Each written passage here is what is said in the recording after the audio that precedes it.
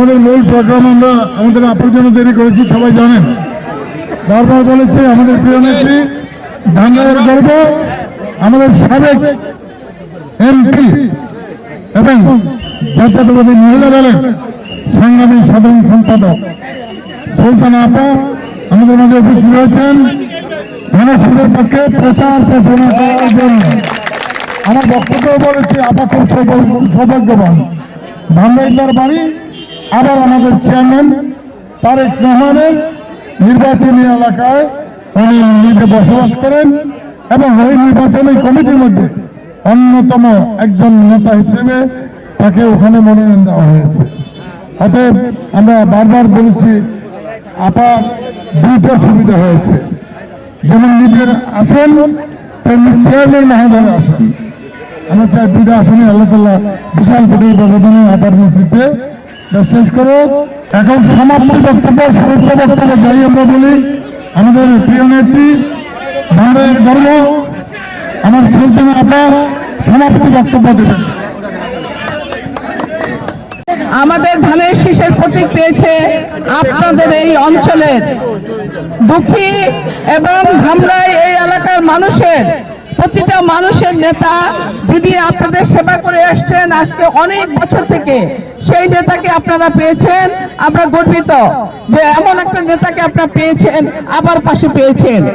আমি মনে করি যে আপনাদের জন্য আপনারা সৌভাগ্যবান যে আপনারা এমন নেতা পাননি যে নেতা আপনাদেরকে বদনাম করবে, সুনামের চেয়ে বদনাম হয়ে যাবে। আপনারা যে নেতাকে পেয়েছেন, আমি মনে করি তমিজ ভাই আপনাদের সঙ্গে প্রতিটা মুহূর্তে প্রতিটা গ্রামে ধামরাই থানার আনাচে কানাচে উনি যখন উপজেলার চেয়ারম্যান ছিলেন উনি গিয়েছেন এবং মানুষকে সহযোগিতা করেছেন। উনি শুধু সরকারি সহযোগিতা করেন নাই, নিজের পক্ষ থেকে উনি সহযোগিতা করেছেন আপনাদের, এবং সকলে কাঁধে কাঁধ মিলে হাতে হাত মিলিয়ে আমরা আমাদের ভাই তমিজ ভাইয়ের জন্য আমরা নির্বাচনে ভোট যাব। মাত্র 18 দিন আমরা নির্বাচনের ক্যাম্পেইন করবেন, 18 দিন পরে আসবে আপনাদের জন্য সুদিন।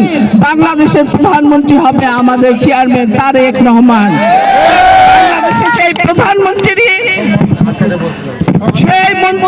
সেই প্রধানমন্ত্রী ক্যাবিনেটে উনি হবেন একজন পার্লামেন্ট মেম্বার। এটা আমাদের ধামরার জন্য অত্যন্ত গর্বিত। আমি মনে করি, আমার মনে হয় যে রাস্তাঘাট জাম হয়ে গেছে, এখানে অনেক লোক এসেছে, আমি কারো নাম বললাম না, কেন এই নির্বাচনী প্রচারণায় নাম বলা যায় না। সবাইকে ধন্যবাদ জানাই, সবাইকে ধন্যবাদ জানিয়ে আমি আমার বক্তব্য শেষ করব। এবং একটি কথা বলবো, আমি দুঃখিত, রাস্তাটা ট্রাক খারাপ হওয়াতে আমি রাস্তা আটকে গেছিলাম, রাস্তাটা ব্লক ছিল, আপনাদের সেজন্য দুঃখিত জানিয়ে আমি আবারও ধানের শীষের পক্ষে ভোট দিয়ে আমি আমার বক্তব্য শেষ করব। ভোট দেব কিসে?